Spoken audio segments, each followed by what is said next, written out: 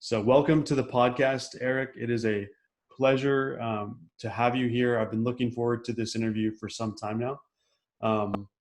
I'd love to introduce you to my audience. And what I'd like to do is just kind of read a little bit about your background that's on the Adaptive Change Advisors website. Um, Folks, my guest today is Eric Martin. He is Managing Director at Adaptive Change Advisors. Their mission is to democratize leadership, and it draws on Eric's work with Harvard faculty to bring adaptive leadership into widespread application worldwide. Eric is a Detroit native turned prominent leadership expert who has brought leadership development to over 300,000 people in 146 countries. His work extends the framework of adaptive leadership, a somewhat provocative leadership practice developed at Harvard. His work has been published in Fast Company, Stanford Social Innovation Review, Environmental Leader, and a book called Your Leadership Moment by Eric. His work has been used to tackle structural barriers to transitioning to a low carbon economy, improve health equity and access, and involve the role of advanced technologies like blockchain in our daily lives. Eric serves as board member of the Clean Energy Leadership Institute, a founding board member of the Democratizing Leadership Initiative, an advisory board member of the MAVA Foundation and the American Resilience Project, and a founding member of the MAG Impact Collective. He holds a master in management science in organizational change management and a bachelor's of science in systems analysis and operations research. Previously, he served in a governmental liaison capacity in Japan and at the Synergos Institute, a Rockefeller-affiliated international development organization. So please join me in welcoming Eric Martin to the podcast. Thank you, Eric. Oh, thanks, Nevin. Thanks for the fulsome introduction. It's rare nowadays in this housebound life that we all live to get that kind of introduction in my daily life. So thank you for that. Sure. Hopefully started your morning pretty well. I'm wondering, my first question is, what is missing from this introduction that I just gave you? Oh gosh, that's funny. The same question was going through my mind as you were reading it.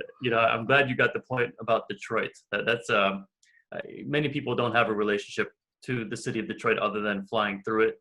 But that was such a big part of my upbringing. Partly because I grew up during the height of the decline in the city of Detroit, which has been written about and even some movies about. And why that's relevant for me was just this sense of despair and hopelessness that I felt at times, many times actually, growing up in the city. And as a young child, wondering, why doesn't someone do something about this? And I guess that's a theme we can unravel in this conversation perhaps. But that sense that things aren't just right and they could be made better if only people would act is something that I carried with me, I think, throughout my life.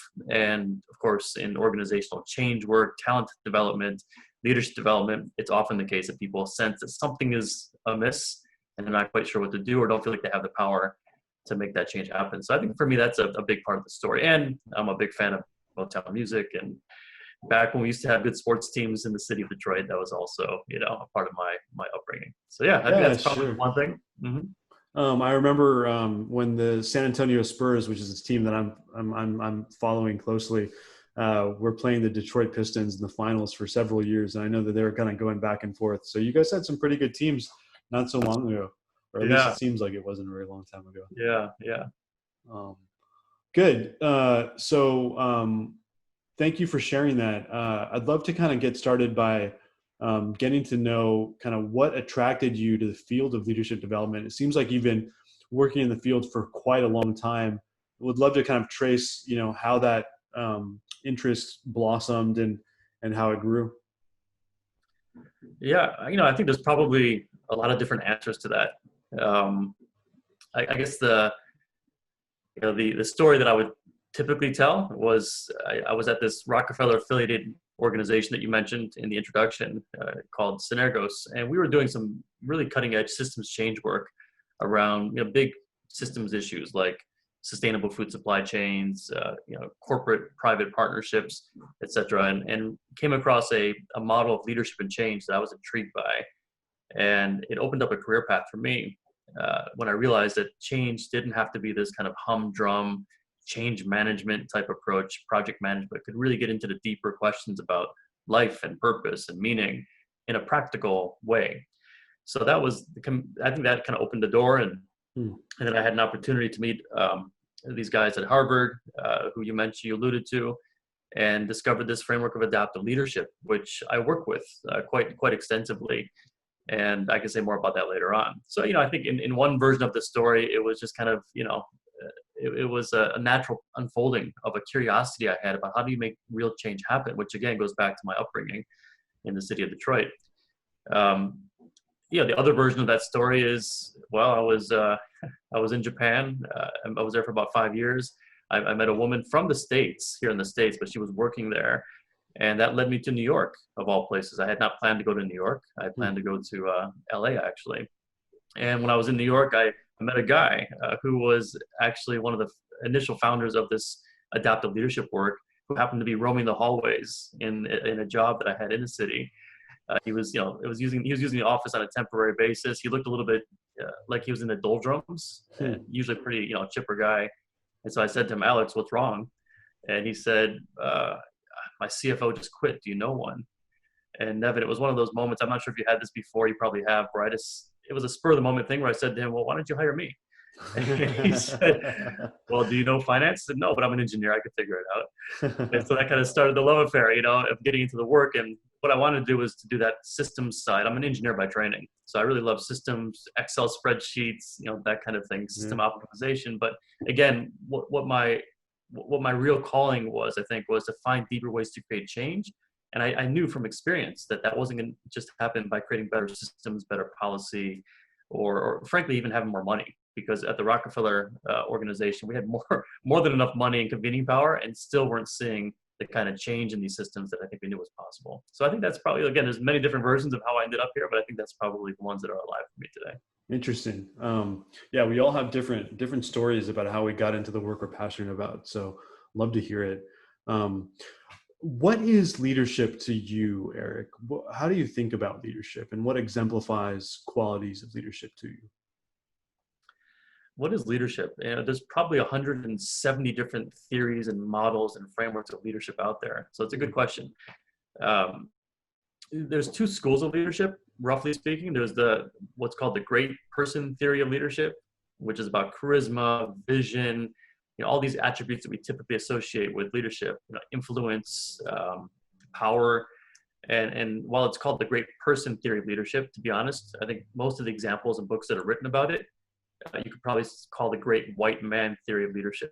It's a very one-dimensional view of leadership. And that's kind of served a purpose, I guess, for a while. But I'm in the different school, which is leadership as a behavior. It's something that you do.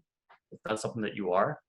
Charisma, vision, those things have a place. They're tools, they're resources for leadership, but they really have nothing to do with leadership itself, which I would say for me is about mobilizing people to tackle challenges that have no answers, or no known answers, or no easy answers.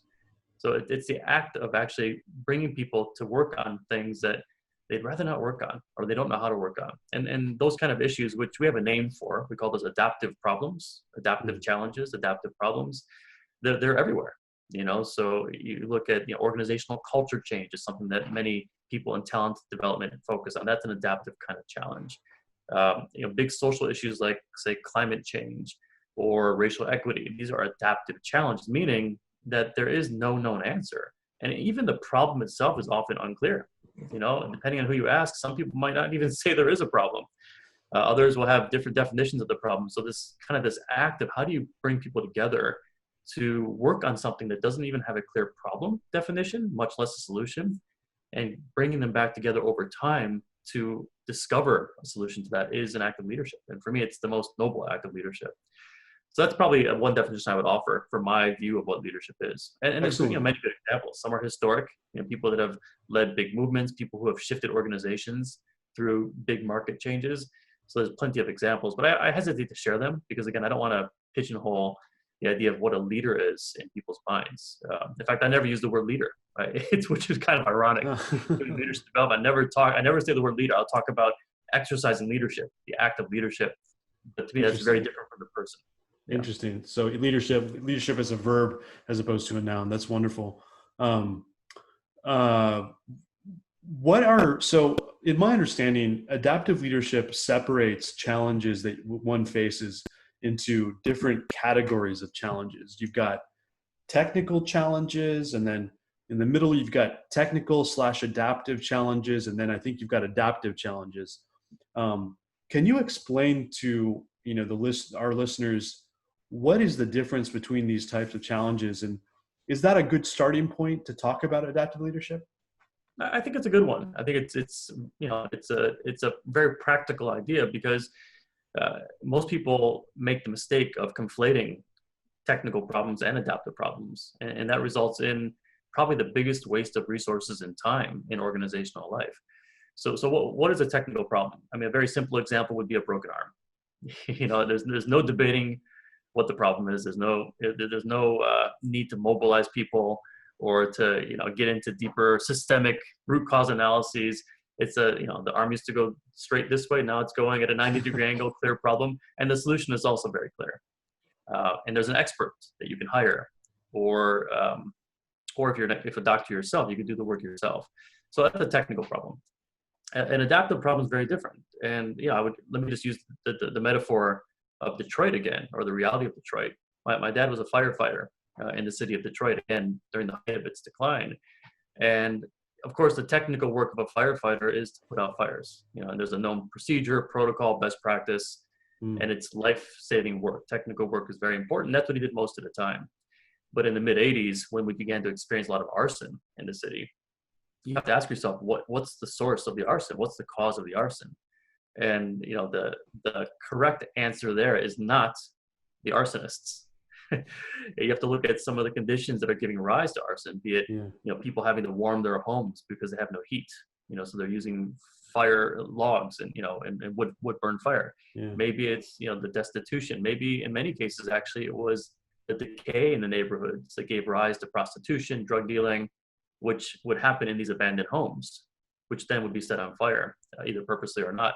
So in other words, a lot of work, the work required to solve the quote unquote arson problem in the city wasn't just about putting out fires faster.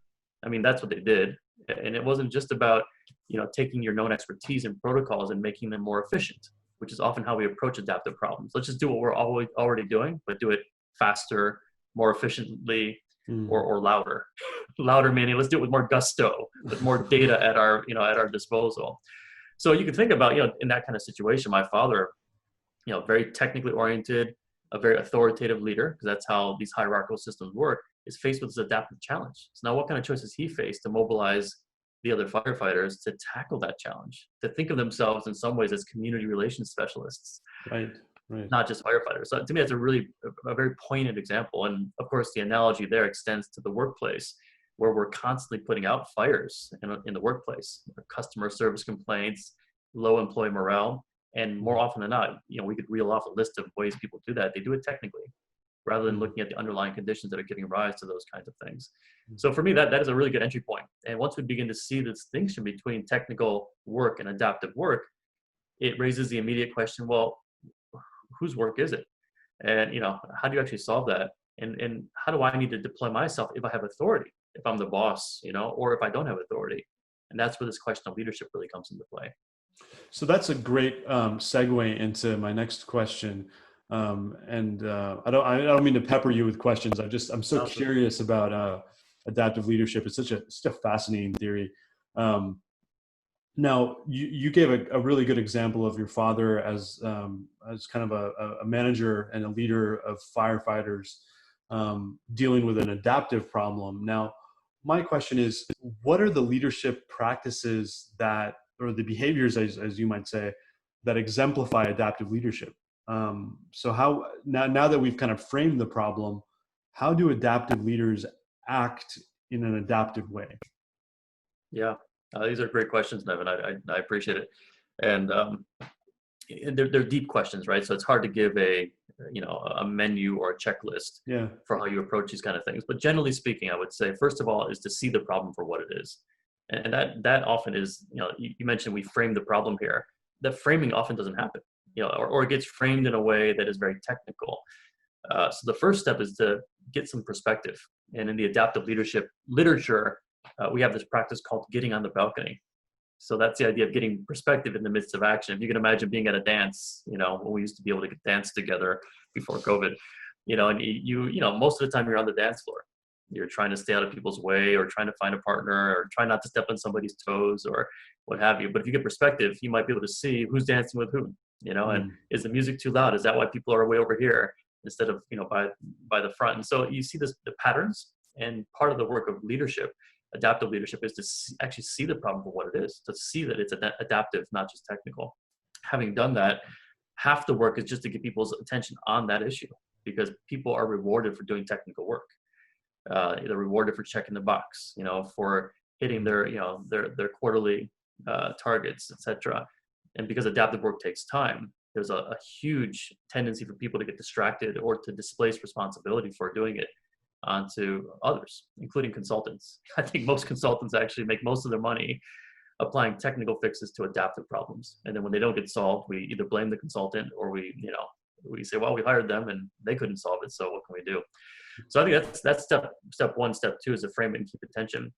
And then when people begin to engage in this work, it will generate conflict. So imagine any kind of adaptive challenge you want, even using the firefighter example. If my father were to say if he had said to his fellow firefighters that we're now doing community relations work, oh, and by the way, we need to address our own racism, which is giving rise to antagonism in the neighborhood. I mean, you can imagine that's not going to be received very well.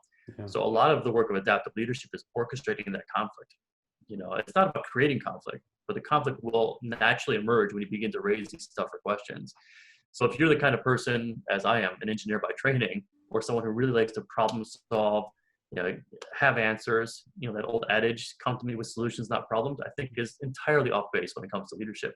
Because again, the problems need to be defined, the solutions need to be discovered. So the best we can do oftentimes is ask the hard questions and then hold people's attention as they try to escape that, or hopefully over time wrestle with the answers to those questions. So the next step then, beyond orchestrating that disequilibrium and conflict, is to then create a space where people can try different things. Let's try doing this. Let's see if this works. And there's a whole wealth of information around rapid cycle prototyping, human-centered design, a lot of stuff out there nowadays about how you would actually do that kind of experimentation, iterative learning type process. And that's really core to adaptive work as well. I think the other part, and this is the part that I think people find most profound and most meaningful, but also hardest to describe when they engage in adaptive leadership, is the personal change that they experience. So when you begin to see these adaptive challenges in your life, and it could be at work, or it could be in your civic life, or even at home, it just changes how you see the world, and there's so many examples right now with the political election ramping up in the United States here, of politicians promising technical fixes to fundamentally adaptive challenges, like immigration, for example. So when you see these challenges, you really understand yourself differently, you understand your work differently. And so people go through a pretty profound shift as they think about the kind of work that they're capable of doing and that they really want to be doing. And that deep personal change, that personal adaptive change, to me is, I wouldn't say the final step of this process, it's kind of imbued throughout, but that's where the leadership development happens. Because with this way of thinking about leadership, anyone can lead, right? Different constraints, different resources, but you don't have to be the boss to see the problem. You don't have to be the boss to be able to work with people to define the problem and engage in it. Yes, being the boss has resources, but also has huge constraints, because even the boss or the CEO often is not expected to do adaptive work. And so and in fact, most leadership doesn't happen by people at the top. That's probably the least likely place for it to happen. So that raises the whole question about leadership without authority. So I think those are, again, I don't want to call those steps, but those are key ingredients. And they're really questions to ask. What's the work, technical and adaptive? Whose work is it? It's never yours alone. What's your leadership moment? So what's a risk or a step you can take that might be outside of what people expect? And then what are you really willing to change or let go of, even as you embark on this kind of way of thinking about leadership and change? Now, you mentioned leadership moment, and I know that I think in reading some about your background, you write a little bit about like the leadership moments that people have during their day. Maybe you could talk a little bit more about what is a leadership moment, and why is it important for individuals to think about those moments and to seize those opportunities? Yeah, what is a leadership moment? Probably, let me describe it in a way that has more of a kind of a visceral feel to it. So they're moments that make your heart leap. It could be with hopeful anticipation, or it could be with fear of taking that next step. There are moments that seem to hold the promise for a long-awaited breakthrough. Or as I like to say, and this is paraphrasing something that a guy named Charles Eisenstein often says, but they're moments that call and kind of reveal to us the more beautiful world that our heart knows is possible, to coin his phrase. So they're moments that hold uncomfortable possibility, and that possibility includes the potential that you too need to change, as I said. So, people who engage in leadership moments are speaking up, they're standing up. Sometimes they're taking a knee in a form of patriotic protest. They're asking questions no one else will ask. And even in normal times, this is the case much more so in these times of uncertainty. So that's kind of the texture of a leadership moment, and they're everywhere. I can't watch even a movie or or listen to a podcast sometimes without thinking about the step beyond the known, the step beyond the comfort, the step beyond the expected that people take in the service of a purpose, not because they want to be uncomfortable or want to make others uncomfortable, but because the moment calls for that kind of questioning. So that's kind of the texture of a leadership moment. And in the book, I do write about 3 examples, really kind of longitudinal examples of people who have engaged in leadership moments over many years to create deep change in their organizations and in society. So, so I could say more about that, but that's kind of, for me, what it feels like. And, interesting. Yeah. So tell us a little bit about your book, because I mentioned one book in the biography at the introduction, but I think you're writing another book, or you're releasing another book soon. Am I right? Yeah, well, the book that I'm focused on now is called Your Leadership Moment, and the subtitle is a mouthful, but it's Democratizing Leadership in an Age of Authoritarianism. Excellent. So it's this idea that we look to authority oftentimes in moments of trouble or uncertainty or transition, like we're experiencing right now all around the world. And again, authority is probably the last place that we're going to see this kind of leadership that I'm talking about. So democratizing leadership is the idea of both providing these tools of leadership to people around the world, regardless of their identity or history or access to financial power and capital.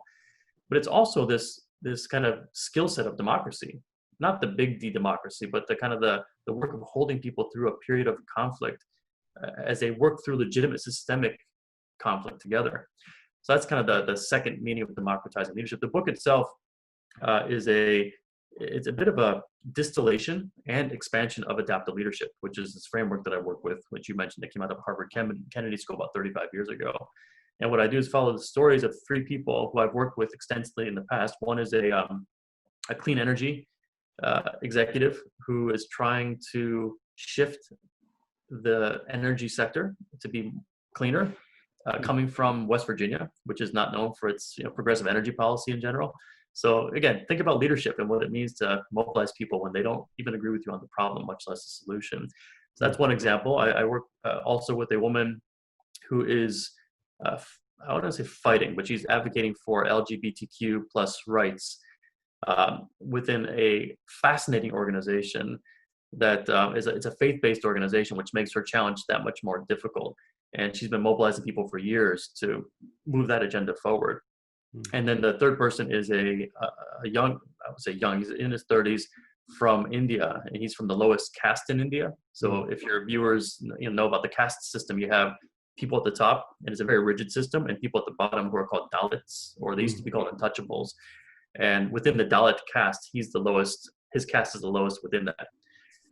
They sweep the streets, they pick up garbage, they have to go into sewers oftentimes, and he's leading a social justice movement in India, which is just remarkable. So I kind of, through telling their stories against the backdrop of my own story in Detroit, bring to life these ideas of adaptive leadership in a way that I hope anyone can apply and relate to. And so that's kind of the book, and it's really been a real adaptive change process for me to write it, because I think I had to come to terms with some of my own, obstacles in life as I wrote about what I grew up with, including the racism in my own family. So yeah, so it's been quite a journey, I think, as many books are, and we'll see. It comes out in October of 2020, so we'll see how well it's received. Excellent. Yeah, I'll definitely be looking out for it. Excellent. Maybe you can tell us now. It's like I feel like you're giving me little nuggets, and I want to keep pulling each thread that you give me. So I apologize for that. But maybe you can tell us a little bit about the challenges that you've overcome, whether it's in writing this book or in other situations that have made you and strengthened your leadership capacity and your abilities. Yeah, gosh, there's so many, Nevin. You know, and some are more relevant to the moment than not. Again, struggling with the racism that I grew up with, and coming to terms with my own white privilege. The idea of whiteness, that's something I'm continually working on right now, and that could be a whole different conversation for us, perhaps. That's something that's really ongoing for me, and what I'm discovering through that process is that adaptive change at some level gets to identity change. So let me see what I mean by that. Actually, let me give you an example. I did a workshop, a 2-day leadership workshop for professionals who do early childhood development, and wasn't doing my normal thing, but what I've been doing for decades, or at least 15 years, and generally it works in the sense of helping people internalize these ideas in a deep, meaningful way. Within, I don't know, 4 hours of doing this workshop, one of the participants, in a moment of leadership, I would say, a leadership moment, stood up and said, I don't want to listen to you anymore. Because, Wow. Yeah. And now I should say, people often say that because, I'm often poking and kind of prodding and provoking, some of their assumptions around what leadership is and the relationship to authority and technical versus adaptive. So it's a common reaction for people to kind of push back on these ideas and personalize that in me, which is often what we do to people who represent leadership, right? Right. Is we make it about them. So that dynamic is very alive, and it's actually part of the curriculum in these sessions that I do. But this was different. This was very different. He wasn't taking issue with what I was saying. He was taking issue with what I was. And he said, I don't want to listen to you anymore because you are racist. Wow. It really shocked me. And the fact that it shocked me alone tells you how ignorant I was, and still am in many ways. And we wrestled with this, and to his credit and the group's credit, for 2 days, and it wasn't clear we were going to make it through. And there were times in that conversation, and I'm getting to this obstacle question you're asking. There were times in that conversation over 2 days where I felt so bad that I just wanted to say, gosh, you don't know who I am. Like, if you knew Eric, the father of 3, doing a lot of work in the world with with people in different conditions, you wouldn't think so poorly of me. That's what I wanted to say. Of course, I didn't say that. But what I realized through that process is that when it comes to race as an adaptive challenge, the personal experience of that, coming from a white person's point of view, or a person who considers himself to be white, the personal experience of that is not about race. It's about, gosh, I can't be me. If you only knew me, why don't you just let me be me? Which of course mirrors, right, what many people in marginalized communities feel on a daily basis, that they can't be themselves. So in a way, it's not a surprise I'd be feeling that. But then it goes a step further, which is the sense that in order to engage, in order to relate, in order to be useful, to be relevant in that kind of circumstance, I have to be willing to let go of a part of who I think I am. That good guy part of me, or whatever it might be. I need to be willing to have my identity informed by the people I'm working with. That's hard. And I realize that's the giving over of power. At least that's one form of giving over power. It isn't to empower people. It isn't to hand over the mic. It's to actually be willing to say that who I am as a person, this identity I've constructed, or that's been constructed by others over a lifetime, is good, yes, but also needs to be left behind. And one of the hardest parts of adaptive change is not the change per se, it's the loss. That's what we resist, the idea that we have to give something up. Comfort, routine, power, control, etc. But in my case, in this example, it was giving up a sense of who I am, my identity, in that room, so that I could become something that was more useful and less racist. So So that was a pretty deep, profound change. And I began to see that the kind of systems change work that I've been doing for years had to, and in its best days, did include this deeper adaptive change. Call it identity change, call it whatever you want, but it's really getting to the core of what a system is, because a system is not a system. It doesn't exist outside of us. It's just us. It's just people who agree to do certain things in a social construct, a Rousseauian social construct, until we stop agreeing to do that. And while that might sound a little bit ethereal and academic, we're seeing it happen right now with COVID, where all these social norms around work, we're working from home, working not from home, mask wearing, social distancing, etc. These are things that were inconceivable only a year ago. And now that whole social construct has shifted, albeit because of an emergency, a pandemic, and the fear around that. But we can reconstruct these social norms in a deep, meaningful way. And so to me, that is a key part of what I've learned through this very personal experience. And I thank the young man who said that to me, because it really did cascade into a lot of revelations and questions that remain to this day. Very interesting moment. Thank you for sharing that.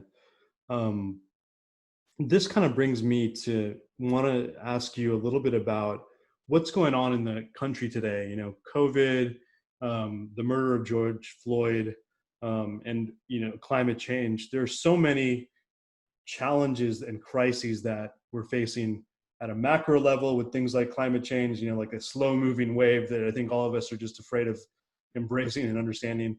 And then we've got COVID, where we're dealing with it on a very daily basis. We're dealing with disruptions in our lives. What does adaptive leadership have to say about these particular challenges, Eric? Yeah, it's a great question, Nevin. Well, let me speak first about COVID, and try to connect to this question around leadership and change. I think that I think what COVID is doing is it's bringing into sharp relief the path that we've already been on. So some people say that COVID changes everything. And actually, I don't see anything in our response to COVID that is actually very new. It's just an intensification, an acceleration of existing trends, things like surveillance, tracking, distancing, digitization, the indoorization of entertainment, recreation, sociality. Like, none of this is new. We've been on this path for a long time, and in fact, have embraced this path for the most part. And when I say we, I mean kind of the dominant culture that controls corporations, media, the narrative. We've embraced this path. We've called this progress. This is technological progress. This is economic development. In fact, we say that countries around the world should aspire to this, right? This is what grows GDP. This is the holy grail. I mean, that's kind of been the mindset for decades. And so here COVID comes along and reveals to us in really sharp relief the path that we've been on, and in great extreme. I don't know when's the last time you've been out, but it's been a long time for me traveling, right? So we are experiencing in extreme relief right now what it would feel like to keep on the path that we're going down, which is more and more separation from each other, separation from nature, separation from the workplace, separation from ourselves, frankly. I mean, there's so much that doesn't get encoded in the data stream of this Zoom call we're on right now that we could just forget. And in fact, the economic system itself is going to re-gear itself so that this becomes normal, obvious, useful, productive, profitable, even more than it already is. So to me, that one of the fundamental adaptive challenges that COVID is just an example of is this separation that's being created. We can go in many different directions with that point. Looking at employee morale, looking at what it takes to do true human capital development. And I don't even like the word human capital. Again, it implies that we are just a bunch of stuff, a bunch of raw materials that can be, sustainably depleted. Same thing with sustainability. We talk about sustainability, corporate sustainability, environmental sustainability. That's not really about sustainability. That's about the sustainable depletion of the Earth's natural resources, right? So what are we trying to sustain is the question I'm posing here. And I don't think it's the path that we've been on. Now, I'm not saying throw everything away. Of course, you can't do that. But you can begin to question the deeper assumptions, narratives, myths even, that have kind of unconsciously told us who we are. what our roles are, what the meaning of work is, what the meaning of life is, etc. So for me, this is the most fundamental kind of question that's being raised by COVID. And then the question is, what do you do in response to that? And I wish there was an answer, you're right, a formulaic answer. If you're in this condition, you should do that. If you're a CEO, you should do that. If you're an activist, you should do that. But it's really contextual. And I think that choice that people can face in their day-to-day life goes back to some of the principles of adaptive leadership we've been talking about. What's the work? What's the problem? Whose work is it? What's your choice in this moment? What's the change you need to engage in? Those kinds of questions are really helpful to navigate the uncertainty. So I don't know if that's kind of too much of a, I don't know if that's an 80,000 foot view of, the situation from one point of view, from my point of view, but to me, that is really what COVID represents. And we have a choice. We're not going to go back to normal automatically, because the nature of authoritative systems and authority is to protect people. That's what authority wants to do. I want to protect you. And that's actually how people in authority hold on to their authority. I'm going to protect your job, protect your sense of competence, protect your identity, protect your resources, protect your borders, right? And so the tendency of power in this kind of uncertainty is to gain more power through the provision of protection to people, which we want. So long as we are actually in that game with people in power, we're actually giving over our own agency, our own power. So we're all complicit in this, I guess is what I'm saying. And it's up to us to make those individual choices to change the game. Excellent. Very interesting. Now, let me pose to you kind of a question about incorporating these leadership practices into one's own kind of practice as a leader, as a manager, director, VP, C-level executive. So, these tough situations that arise when you're managing, like, just for example, handling conflict between employees, or persuading an employee to stay, or firing an underperforming employee.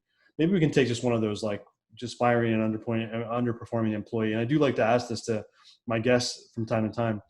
How would you do that as an adaptive leader? Would you consider that an adaptive challenge, or is that more of a technical challenge that you would, you kind of follow a routine and you do it according to kind of the book?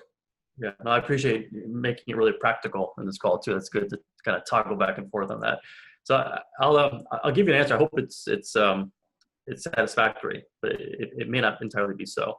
So there is an adaptive part to that work of firing an employee, and what that might look like, depending on the situation, is to be mindful that when you fire somebody, whenever you're going through adaptive change, where there's some loss, sometimes that loss is people, right? So as you're losing people, you need to be mindful of the people who will be left behind, who are watching them, who care more about that person than they do about your reason for firing them, or the change process, the transformation process you're going through. So a very practical, adaptive kind of leadership practice in that kind of situation is to treat the person well on their way out the door, which kind of flies in the face of corporate policy sometimes. HR policy often says, get them out the door before they can steal our IP, before we risk a lawsuit. Maybe do an exit interview, but that's it. That's very different than what I'm talking about, which is treating them well ethically because they probably deserve it, but also strategically because the people who are watching how they're treated, who are still left in the organization, will be gauging how much they want to get on your next change initiative based on how you treat that person. So that's a very kind of practical piece. But to be honest, if I were posed that question by an executive, putting on my adaptive leadership hat, I wouldn't answer the question the way I just did. I would say, why is the person leaving? Why were they not performing? What is it about the conditions of the company that hired someone like that, or that, whether they were capable or not, didn't cultivate their talents and gifts? That is probably where some of the adaptive challenge actually lies. So we can get better at firing people, or we can get better at developing people, keeping people. And to me, that is, where the work probably lies. And that's where people in authority, like the person who might be asking this question, become complicit and have to change their own behavior. So I'll give you an example to me which is really, really illustrative. And this has to do with Patagonia, which to me is one of the best companies when it comes to doing adaptive work and adaptive leadership in the world, not just within the company.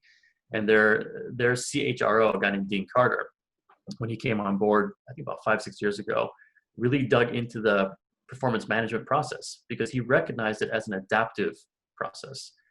And what they discovered is that people felt really good about their jobs throughout the year.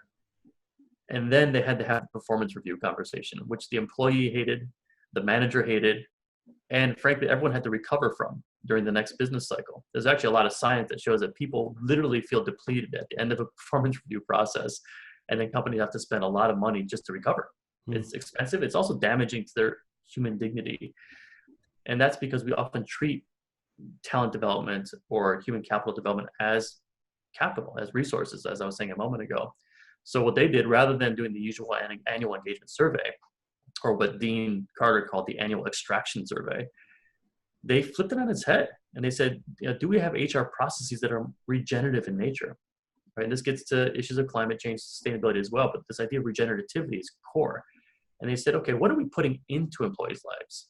Do they have a healthier relationship with their spouse? Do they have more quality time with their kids? Do they have time to go to the doctor when they're sick? Are they better able to contribute to their community? In fact, they give their employees, I think, a month a year to volunteer for a nonprofit, environmental nonprofit of their choice, fully paid. So are they doing that? And in every case, they found that if they were putting things into people's lives, that their engagement and morale also improved. And there was, it didn't change productivity so much, but they had much happier people. So this is what happens when you begin to reframe the problem and start treating people, in this case, with a regenerative approach versus an extractive one. And it triggers a whole different way of working together, but also a new line of inquiry into the business. So the mission of Patagonia recently shifted about a year or two ago, reflecting this growing awareness that the people, neither the people nor the natural world are just a bunch of raw materials, just a bunch of instrumental stuff, a pile of resources devoid of meaning in life that they can exploit. And they've launched a new mission, which I think is really exciting, I think the mission, if I can state it correctly, is to save our home planet. So quite bold for a clothing company to say they're now in the mission of saving our home planet. And the kind of adaptive changes they'll have to institute as a company to make that happen are quite profound. So you need leadership across all levels of the organization, not just at the very top. So I hope that's a useful example of, of how you might kind of take this employee morale type issue or employee performance issue and reframe it in a meaningful way to be much more strategic. Yeah, absolutely. Kind of getting towards the close of the interview, wanted to just ask, what books or resources would you recommend to people who are interested in adaptive leadership? Not including your book, of course, but books that you might recommend for people kind of getting into this topic. And maybe your book is a good place to start, but just I'm wondering what kind of resources you'd suggest. Well, there's a whole literature, a whole library of adaptive leadership books out there. I probably have a few back here. So depending on your liking, the very academic one, which is seminal, is called Leadership Without Easy Answers by Ronald Heifetz. Great book. It's very thick and dense, but actually I like that one. There's another book called Leadership on the Line, which is more conversational. There's a book called The Practice of Adaptive Leadership, which is kind of a field book, not quite, very long, but very comprehensive. So there's a lot in the adaptive leadership literature, both on the content as well as the pedagogy. So depending on what people like, you can go deeper on that. There's also some great books. They're a bit old now. I have it here. I just saw it. This book is called Presence by Joe Jaworski, Peter Senge, who you might recognize, Otto Scharmer, who's a genius of a guy up at MIT, and Betty Sue Flowers. And this has a particular process that they work with called the U process, which gets to these deeper levels of change. In fact, that process for leadership and change is the one that I was referring to earlier on in this call. When I was talking about my experience at the Rockefeller Organization doing deep change work, it really came from this book, which really inspired me. That's a good one. Immunity to Change is a great book by Bob Keegan and Lisa Leahy, which talks about individual organizational change as well. They have a new book called Deliberately Developmental Organizations, which I'd recommend. And then lastly, I would say, if I have it here, there's a book, there we go. There's a series of books by this guy, Charles Eisenstein, called this one's called Sacred Economics, which takes, a very adaptive view into economics, political science, the environment, and pretty much every kind of system you can imagine, every kind of institution you can imagine, on the planet. This guy's about 200 years ahead of his time, I think. Some of the stuff's really out there. It's not for everyone. I'll say that up front. But there's a really profound way that he frames issues and does so in a way with language that itself doesn't embed the very problem he's trying to solve. The way he uses language actually begins to shift the framing just by the choice of language. And what I find, most people who try to solve adaptive problems do so with solutions that encode the very problem they're trying to solve. It's just it's this endless circle. So he does a great job of breaking that circle. Lots of stuff out there. Like I said, 170 different leadership models and theories, so no shortage. And that's been probably part of my work, is to curate that for myself so I can help others. Excellent. Any final thoughts that you'd like to share with the audience today, Eric, before we go? Yeah. Gosh, there's so much. I really just appreciate this conversation, Nevin. This is really opening up, new lines of inquiry for me. So I guess I don't know if I'm trying to think, how is this going to be useful for people as they formulate their own, HR policy, talent development policy, leadership policy. And I guess if I was going to make that bridge based on what we've been talking about, I'd say let's put a bit more attention to the health of the person as a whole. And I know this is a part of it already, but even more, like, how do you transition back post-COVID to a more holistic, regenerative human system compared to where we are right now?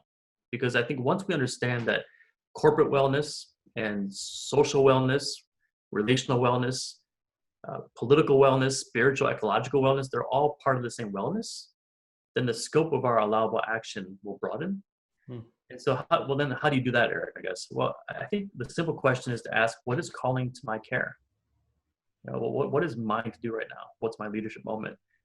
And, resist the urge to answer that question with technical solutions, more talent development policy, or, more assessments, more quantitative reasoning. That has a place as well. But to extend quantitative reasoning and financial incentives into the realm of human development, I think is not going to take us to a better place in taking care of our people. So I think the invitation I would offer to people is perhaps to come into more intimate relationship with themselves, with each other, having been locked away from each other for so long. And let's not let lockdown slip into getting locked back into old ways of doing things. So it's, more intimate relationship with place, with, the garden outside, with work. I think that's how deep the revolution is that's being offered to us by COVID. And to look at each other and be able to say that, that feeling I always had, it's true, that we do actually need each other, that we actually are in this thing together, and that my life is richer because you exist. Like, if we can genuinely say that, a lot of these questions, I think, become, easier to tackle together. So it's a bit pie in the sky, perhaps a bit utopian, but why not shoot high, man? It's rare that we get an opportunity to reset like we have, this year. For sure, man, for sure. Well, thanks so much, Eric. This has been a really enjoyable conversation, and, really appreciate you joining us for this interview. Wish you the best. I'll be checking out your book. It's called, tell us again what it's called. Your Leadership Moment. Okay, excellent. I'll be checking that out. Thank you so much, Eric. Really appreciate your time today. Yeah, thanks, Nevin. Really great meeting you, and I look forward to having future conversations.